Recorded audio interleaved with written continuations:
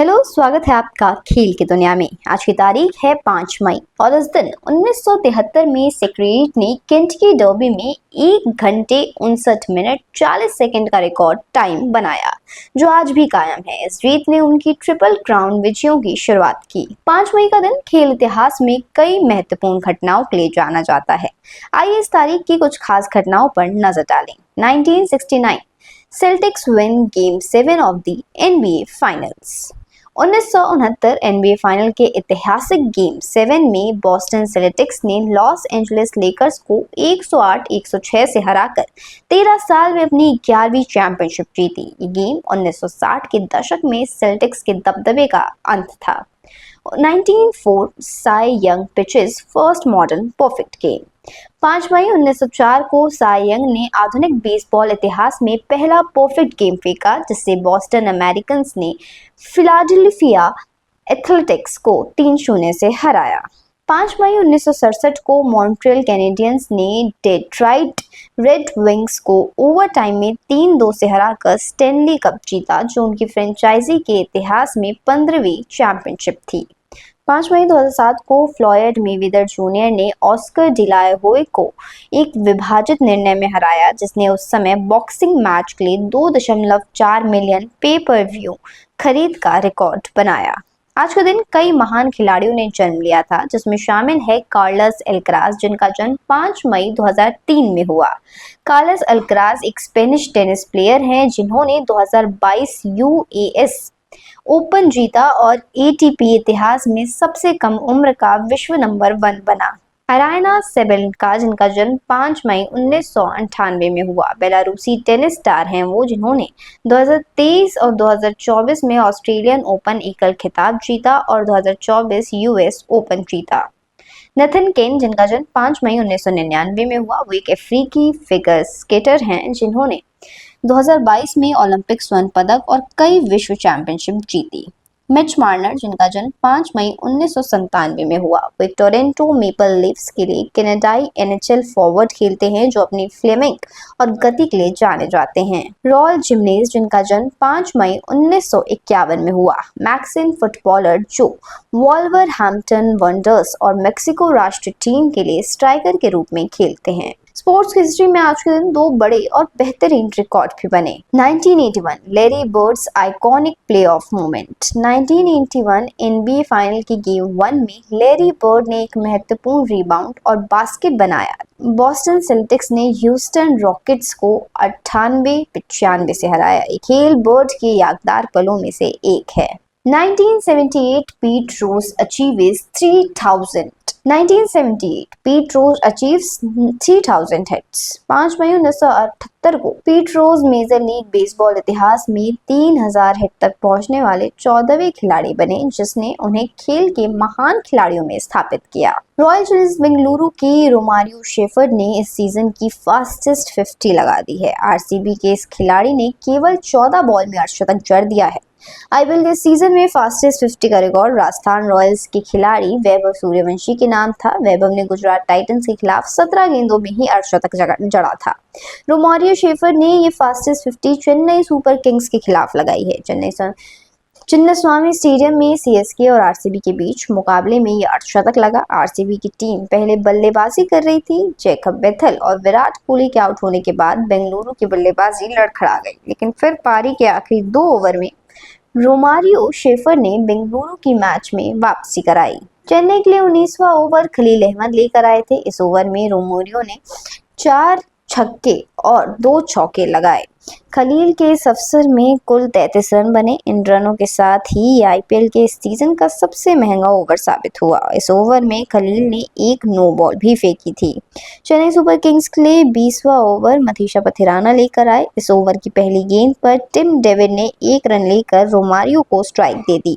पथिराना के इस ओवर में भी 21 रन पड़े, जिससे 2 छक्के और 2 चौके लगे। इस ओवर की आखिरी गेंद पर रोमारियो शेफर ने अपने अर्धशतक पूरा किया। शेफर ने इस मैच में 14 गेंद में नाबाद 53 रनों की पारी खेली है, जिसमें उन्होंने 6 छक्के और 4 चौके मारे। रोमारियो शेफर का इस मैच में स्ट्राइक रेट 378.57 का रहा।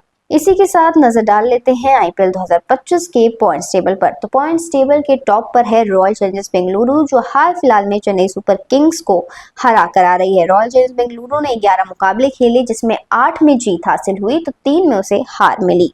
दूसरे नंबर पर है मुंबई इंडियंस, इकलौती टीम जो लगातार अपने पिछले 5 मुकाबलों को जीत कर आ रही है। उसने 11 मुकाबले खेले, जिसमें 7 में जीत उसे नसीब हुई है और 4 में उसे हार मिली।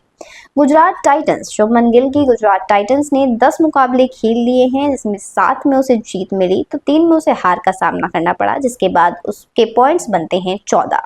चौथे नंबर पर है पंजाब किंग्स, जिसने 10 मुकाबले खेलकर 6 में जीत हासिल की तो 3 में उसे भी हार का सामना करना पड़ा।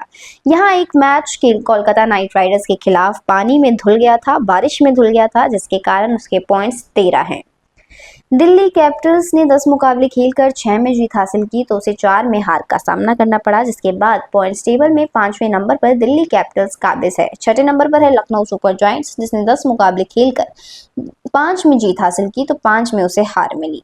7वें नंबर पर है कोलकाता नाइट राइडर्स, जिसने 10 मुकाबले खेलकर 4 में जीत हासिल की और 5 में उसे हार का सामना करना पड़ा। फिर है राजस्थान रॉयल्स, जिसने 11 मुकाबले खेलकर 3 में जीत हासिल की और 8 में उसे हार मिली, जिसके बाद राजस्थान रॉयल्स का प्लेऑफ में जाना मुमकिन ही नहीं, बहुत ज्यादा मुश्किल हो जाता है। सनराइजर्स हैदराबाद 9वें नंबर पर है, जिसने 10 मुकाबले खेलकर 3 में जीत हासिल की और 7 में उसे हार का सामना करना पड़ा। और चेन्नई सुपर किंग्स आखिरी नंबर पर है, जिसने 11 मुकाबले खेलकर 9 मैचों को गंवाया है और 2 में सिर्फ और सिर्फ 2 में चेन्नई सुपर किंग्स को जीत मिली थी। इंटरनेशनल न्यूज की ओर बढ़ते हैं। 2025 विश्व टेबल टेनिस चैंपियनशिप 17 से 25 मई तक दोहा कतर में आयोजित होगी। इस टूर्नामेंट में पुरुष और महिला एकल, युगल और मिश्रित युगल इवेंट शामिल होंगे। इंग्लैंड मई 2025 में जिम्बाब्वे की मेजबानी एक 4 दिवसीय टेस्ट मैच प्ले करेगा, जो लगभग 2 दशकों बाद दोनों देशों के बीच द्वीपक्षीय क्रिकेट संबंधों की बहाली का प्रतीक है।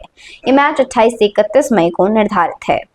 IIHF विश्व चैंपियनशिप में कनाडा ने स्लोवाकिया पर 4-0 की शानदार जीत हासिल की, जिससे वो स्वर्ण पदक खेल में पहुंच गए। टीम का प्रदर्शन टूर्नामेंट का मुख्य आकर्षण रहा है। एथलीट्स के लिए शानदार मौका। स्पोर्ट्स कोटा के तहत काफी सारी नौकरियों की वैकेंसीज निकली हैं। अगर इस पर हम नजर डालें तो आंध्र प्रदेश मेगा DSC 2025 में 490 स्पोर्ट्स कोटा के तहत पोस्ट खाली हैं। इसकी आवेदन तिथि 20 अप्रैल है, बल्कि इसकी आखिरी तिथि 15 मई 2025 रहने वाली है। इसकी वेबसाइट के लिए आप डिस्क्रिप्शन बॉक्स में जा सकते हैं। नॉर्थर्न रेलवे में 38 स्पोर्ट्स कोटा के तहत पोस्ट खाली है, जिसकी डेडलाइन 11 दिसंबर 2025 रहने वाली है। PSUs में ONGC, BPCL और SAIL की पोस्ट खाली है। स्पोर्ट्स कोटा वैकेंसी तारीख के लिए वेबसाइट चेक करें। Indian army sports quota recruitment 2025 में हवलदार और नायब सूबेदार की पोस्ट खाली है, जिसकी एलिजिबिलिटी 12th और 10th पास है विथ स्पोर्ट्स अचीवमेंट और एज लिमिट 17.5 साल से 25 साल रहने वाली है। इन सब के लिए वेबसाइट आपको डिस्क्रिप्शन बॉक्स में मिल जाएगी। खेल की दुनिया में चल रहे इवेंट्स पर अगर हम नजर डालें तो वर्ल्ड स्नूकर चैंपियनशिप चल रहा है, जिसकी शुरुआत 19 अप्रैल को हुई है और आज इसका आखिरी दिन रहने वाला है। वर्ल्ड स्नूकर चैंपियनशिप इस वक्त शेफील्ड इंग्लैंड के क्रूसिबल थिएटर में हो रही है। मौजूदा चैंपियन किरेन विल्स पहले राउंड में चीन की लेई पेफान से हार गए। विश्व नंबर 1 जड ट्रम्प और 7 बार की चैंपियन रॉनी ओस्वेन 5 लाख पाउंड के टॉप पुरस्कार के लिए फेवरेट्स में हैं। आने वाले इवेंट्स पर अगर हम नजर डालें तो फॉर्मूला 1 के तहत मोनाको ग्रैंड प्रिक्स खेला जाएगा 23 मई से 25 मई तक, जो मोनाको में ही खेला जाना है।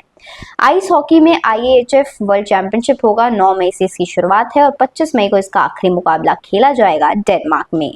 एथलेटिक्स में वर्ल्ड एथलेटिक्स रिले 10 मई और 11 मई को चाइना में आयोजित होने वाला है। समर वर्ल्ड मास्टर्स गेम, जिसकी शुरुआत 17 मई को होगी और आखिरी मुकाबला 30 मई को ताइवान में खेला जाएगा। अमेरिकन फुटबॉल में NHL ड्राफ्ट 2025 होगा, जो 8 मई से 10 मई तक USA में आयोजित होगा। हॉर्स रेसिंग में केंटकी डर्बी होगी 3 मई को USA में और प्रीकनेस स्टेक्स होगा 17 मई को USA में।